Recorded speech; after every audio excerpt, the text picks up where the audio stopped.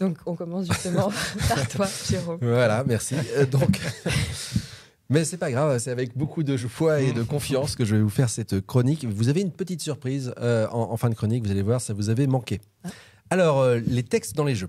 On va parler aujourd'hui donc d'un sujet qui est universel et clivant dans le monde du jeu, à savoir le texte.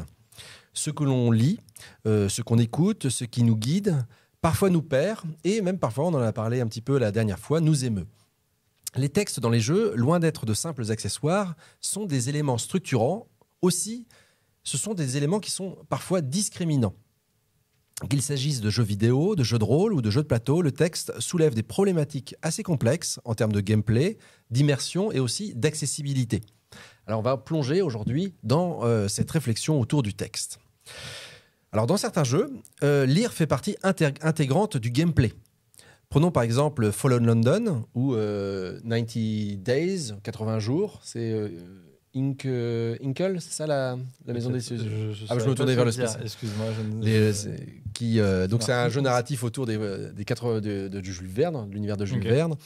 Et donc ça, c'est des jeux vidéo qui s'appuient sur des narrations textuelles qui sont riches, où chaque choix de lecture devient une décision stratégique et narrative pour faire avancer le jeu. On ne joue pas ici malgré le texte, on joue avec le texte. La lecture devient ici une mécanique à part entière, donc engageant l'imaginaire et la réflexion. Dans l'histoire des jeux, les textes ont été au cœur de véritables révolutions ludiques. Je pense notamment avec les ancêtres des MMORPG, ce qu'on appelait les MUD, les Multi-User Dungeons. Si vous connaissez Richard Barthold, qui a fait son modèle, le modèle de Barthold sur le profil d'engagement ludique, eh bien, il a développé à la fin des années 70 un Multi-User Dungeon, le 2. Et donc, c'était des mondes virtuels qui sont donc apparus à la fin des années 70 et qui permettaient aux joueurs de collaborer et de s'affronter dans des environnements uniquement et entièrement textuels. Donc, ce n'était pas World of Warcraft, c'était finalement un flot de textes à l'intérieur desquels on évoluait. Et chaque commande saisie, Go North, Attack Goblin, Loot Treasure, Kill Enemies, voilà. Généralement, c'était des petites commandes, hein, mais en tout cas, ça ouvrait une nouvelle page et on avait un nouvel élément qui était partagé à la communauté. Alors ces jeux qui nous apparaissent aujourd'hui très très austères, ils posaient les bases de ce qui deviendrait par la suite les jeux de rôle massivement, donc multijoueurs modernes. Si on avance encore un petit peu, dans les années 80 et 90, on a eu ce que je considère des vrais chefs-d'œuvre narratifs, ou en tout cas des grands succès commerciaux, comme Where in the World is Carmen Sandiego, ou juste Carmen Sandiego. C'est un jeu qui est à la base éducatif, où les textes guident les joueurs à travers une enquête qui est avec des énigmes et des découvertes culturelles, beaucoup de cultures. Souvent, on est dans des capitales géographiques et donc il y avait plein d'éléments textuels qui enrichissaient notre culture en général, qu'on ne manquait pas par la suite d'étaler devant tous ses amis. Dans le même esprit, on avait un jeu, et là les plus anciens, dans les années 90, ça leur parlera peut-être, Les Chevaliers de Baphomet, qui est ce qui mélange aventure graphique et avec des dialogues qui étaient vraiment très percutants, sophistiqués, que je ne passais jamais d'ailleurs, pour dire à quel point ils étaient bons. Et ben ça a marqué complètement les esprits à travers donc l'immersivité du scénario, les références historiques présentes. Et en tout cas, donc, ces jeux démontrent que comment le texte, il peut être un puissant moteur d'apprentissage et d'immersion, qu'il s'agisse de collaborer dans un univers donc imaginaire ou de résoudre des énigmes éducatives qui, pour ma part, étaient passionnantes vraiment. Les jeux de rôle sont une autre expérience où les textes peuvent également structurer complètement le jeu. Que serait une partie de Dungeons & Dragons si il n'y avait pas ces longues descriptions de lieux, de personnages, de quêtes. Et ici, c'est intéressant parce que le rôle du maître de jeu, il est souvent de traduire ces textes en oralité. Et ça rend d'ailleurs l'expérience, une fois de plus, très immersive et aussi accessible. Le jeu, ici, le jeu de rôle, peut parfois se jouer complètement sur forum, donc uniquement dans un rapport textuel. Et donc, on a une dynamique qui est moins centrée sur qui est moins centrée sur l'improvisation, mais beaucoup plus sur la qualité d'expression collective et moins donc sur cette prise de décision très très rapide en coopération. J'aime bien Johan Huizinga, qui est un de nos pères fondateurs en termes de Game Studies. Et donc, dans Homo Ludens, il expliquait que le langage, en soi, est une forme de jeu.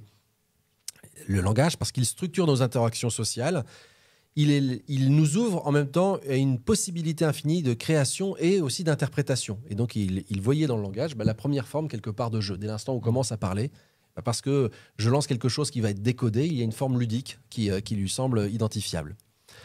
Dans les jeux de plateau, en revanche, on observe, je trouve, une volonté croissante de limiter le texte pour privilégier l'iconographie et la signalétique. Donc, je pense que Benoît en parlera bien mieux que moi. Wingspan, et alors d'ailleurs c'est marrant parce que quand j'ai écrit, j'étais effectivement sur mon souvenir de Wingspan et j'avais oublié qu'il y avait même du texte pour dire à quel point, mais on l'a mis en tout petit et mes vieux yeux n'arrivent pas à le déchiffrer. Mais donc dans Wingspan, c'est un excellent jeu avec un excellent exemple et une excellente, je trouve, iconographie, on s'y retrouve très très bien. Mais les informations, comme je dis, sont surtout transmises par les icônes. Et le texte est vraiment secondaire. Au point même, je me souvenais qu'il y a l'illustration de la bestiole, les oiseaux, les igouigouis qui nous permettent de nous repérer dans l'iconographie et de pouvoir jouer les cartes actions. Je me souviens même pas qu'on me disait que le grand-duc d'Amérique, il habite en Amérique. Bon. Ouais, c'est un peu plus détaillé. Oui, elles sont très bien les anecdotes. Alors, ça, on le fait parce que ça permet d'une part d'accélérer le rythme du jeu et ça rend aussi accessible le jeu quand il y a quasiment plus de texte, de pouvoir le rendre accessible à des publics internationaux sans qu'on ne soit obligé de faire des versions françaises, allemandes, italiennes, américaines, ainsi de suite. Cette limitation, elle peut être aussi problématique. Le texte permet une précision et une nuance que les icônes ne peuvent pas toujours offrir. Dans un jeu comme Gloomhaven, Nicolas n'est pas parmi nous, mais on peut quand même parler de Gloomhaven, les textes narratifs donnent vie au scénario. Mais leur présence qui est massive, on a beaucoup de textes à lire, ça peut rebuter certains joueurs qui sont peut-être moins à l'aise avec la lecture. Et on retrouve ici une tension entre immersion narrative et fluidité ludique. Là, et au centre des deux, il y a ce qu'on appelle la jouabilité.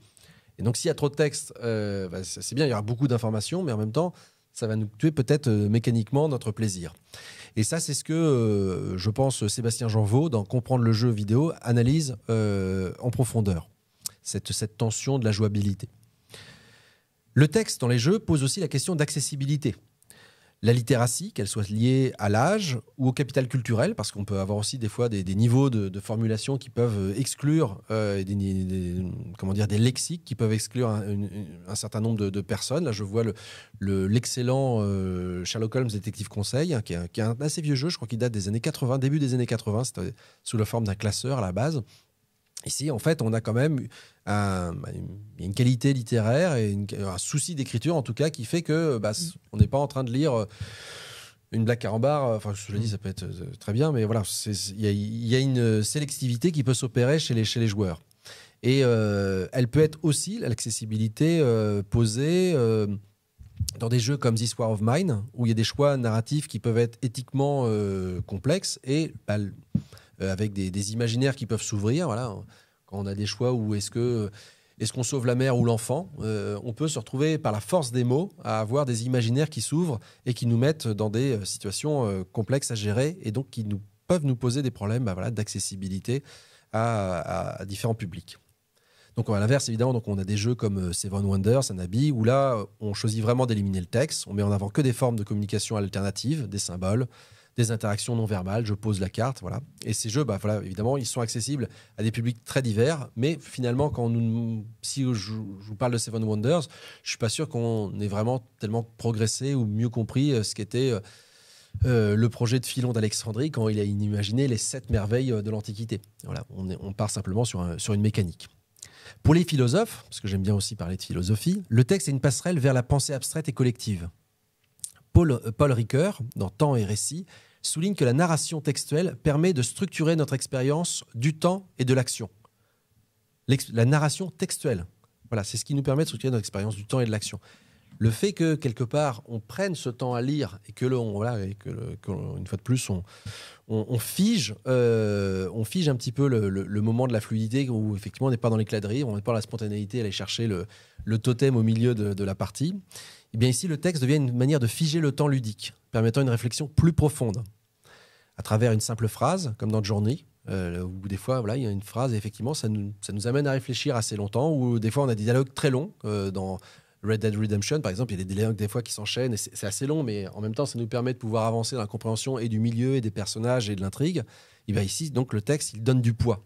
Et donc, c'est important d'avoir cette importance qui, dans le temps du jeu, peut être donnée à travers le texte. Et moi, je vais juste parler d'un jeu où littéralement je passe, mais en fait, c'est dans la mécanique du jeu. Et c'est un petit jeu que je vous conseille, c'est un jeu de téléphone qui s'appelle Rain. Et c'est un jeu que je recommanderais dans la gestion du texte. C'est un jeu qui fonctionne comme certaines applications de rencontres, où si ça me plaît pas, je vais à gauche, si ça me plaît, je vais à droite. Et en fait, ça fait varier des indicateurs. Et donc, on a des successions de rois qui s'enchaînent. Et si on se débrouille mal, au bout de 5 ans, notre tête est au bout d'une pique. Et si on se débrouille bien, au bout de 90 ans, notre tête est au bout d'une pique. Enfin, où on meurt de vieillesse. Mais donc voilà, c'est un jeu qui est intéressant parce que les textes sont très courts, très percutants, très drôles. Et en plus, il y a une espèce d'histoire quand même qui se trame derrière. Et ici, on a à la fois de l'immersion, on a de la lisibilité, de l'accessibilité, du rythme. Et on est vraiment sur un jeu qui est narratif. Donc ici, j'aime bien ce gameplay où chaque mot qui est choisi. On voit bien qu'il y a une économie chez les auteurs de choisir les bons mots. Avoir une subtilité dans le choix des phrases. Et ici, je trouve que ça démontre assez brillamment que l'efficacité et l'impact des textes dans les jeux, ça ne tient pas à la longueur, mais ça tient vraiment à la pertinence et à la capacité à s'intégrer harmonieusement dans la mécanique ludique et la thématique. Alors pour conclure, est-ce que dans un jeu pédagogique, il faut du texte ou pas ? Réponse de Normand en préparation, ça dépend. La réponse, elle est évidemment nuancée, ça dépend des objectifs d'apprentissage. Dans les jeux textuels comme Carmen Sandiego, ça peut encourager effectivement des compétences de lecture et de compétences de compréhension approfondies. Et ici, donc, le texte va vraiment être un support à ce qu'on veut faire découvrir, une culture étrangère, une façon de résoudre des énigmes. Et là, comprendre ce qu'il y a dans un texte, aller chercher les mots importants. Donc, il peut y avoir des fois une coïncidence entre ce que le texte, ce que le jeu va nous amener par le texte, et ce que le texte constitue comme un objet central ou pas dans l'évolution de l'intrigue. Cependant, évidemment, la richesse textuelle peut poser des défis, je disais, pour les apprenants en difficulté de littératie, qui peut, je suis en train de relire la même fiche, qui peut nous amener à avoir aussi un problème d'engagement. On n'a pas justement la spontanéité d'un enchaînement visuel. On n'est pas comme dans Uncharted où le jeu il avance et en permanence il nous tire à avancer. Ici, c'est pas du tout le cas. Et donc on peut avoir des désengagements importants. Et donc mettre beaucoup de texte, c'est prendre aussi le risque de voir une partie de notre population apprenante se détourner du jeu. Donc ce que j'aime bien le voir, moi, c'est de voir cela dans une perspective de pédagogie inversée. La pédagogie inversée, ici, le texte peut avoir un rôle intéressant parce qu'il devient le support à explorer individuellement avant une session collective qui permet à chacun d'arriver préparé pour échanger et approfondir en groupe, comme on le fait donc, dans la pédagogie inversée. Je lis chez moi et puis ensuite, quand on arrive et qu'on a le temps collectif, on en profite. Et moi, j'aime bien cette alternance entre l'attention individuelle, donc qui est tournée vers la lecture, la réflexion personnelle, et l'attention partagée, où les connaissances ici sont mises en commun. Et donc ça, je trouve que ça crée une dynamique qui est intéressante pour avoir un apprentissage qui est actif. Et donc, quand on joue, par exemple, à Sherlock Holmes Détective, je trouve que c'est un jeu où c'est intéressant que parfois, moi, j'aime bien dupliquer les pages et que tous les joueurs lisent en même temps et ensuite, on partage en même temps plutôt qu'il y en ait qu'un qui lise parce que je vais trouver qu'il lit bien et je vais être passionné par sa voix, ou il lit mal et du coup, je vais avoir envie de me moquer ou je vais me dire mince, je lirai pas mieux. Enfin, voilà, mais on peut être détourné des fois d'avoir vraiment un temps où on lit et on a cette introspection pour pouvoir ensuite avoir un vrai temps de partage. Et ce mouvement entre introspection et collaboration, ça reflète un auteur qui s'appelle Rain Gold. C'est sympa comme nom. Et il décrit dans un ouvrage de 2012 qui s'appelle Net Smart, How to Thrive Online.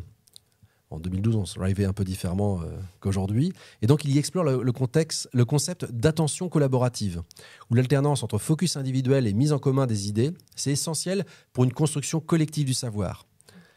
Les textes dans les jeux, en initiant donc une réflexion personnelle, ça devient un pont vers un dialogue riche entre les joueurs ou apprenants. Ça favorise non seulement une meilleure compréhension, mais aussi le développement des compétences sociales et cognitives dans un environnement ici partagé. Donc, quelque part, ce que je suis en train de dire, c'est que si, dans la mécanique du jeu, on n'a à aucun moment justement une valorisation de ce texte ici, on va avoir des joueurs un petit peu comme moi qui vont passer complètement à côté. Et quand bien même vous le voyez, si on n'a pas ce partage-là, certainement, vous n'allez pas avoir on va pas avoir une mémorisation. Faut que dans le gameplay, si le texte il a de l'importance, faut qu'il existe une mécanique qui puisse le prouver. Donc les textes dans les jeux ne sont jamais anodins. Je trouve qu'ils les structurent, ils les enrichissent et parfois ils les compliquent, c'est vrai. Ils les compliquent, notre expérience ludique.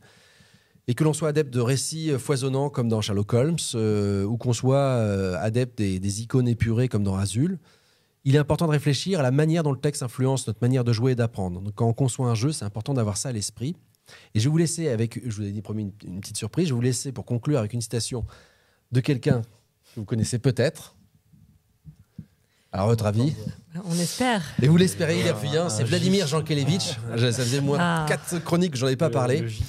Eh bien, il a une citation quand même qui est merveilleuse et qui dit, et dans mon souvenir, elle était moins bien que ça d'ailleurs, il dit le texte est une voix silencieuse, mais elle n'en est pas moins une présence. Et j'ai presque envie de m'arrêter dessus, quoique c'était assez joli ce que j'avais quand même fait ici. Donc je vais vous inviter toutes et tous, que quel que soit votre niveau de lecture et d'appréciation de cette dernière, de vous souvenir que derrière chaque mot qui est écrit ou lu, eh bien, il se cache tout un monde, tout un univers de sens et de partage à venir. Merci Jérôme. Merci Vladimir.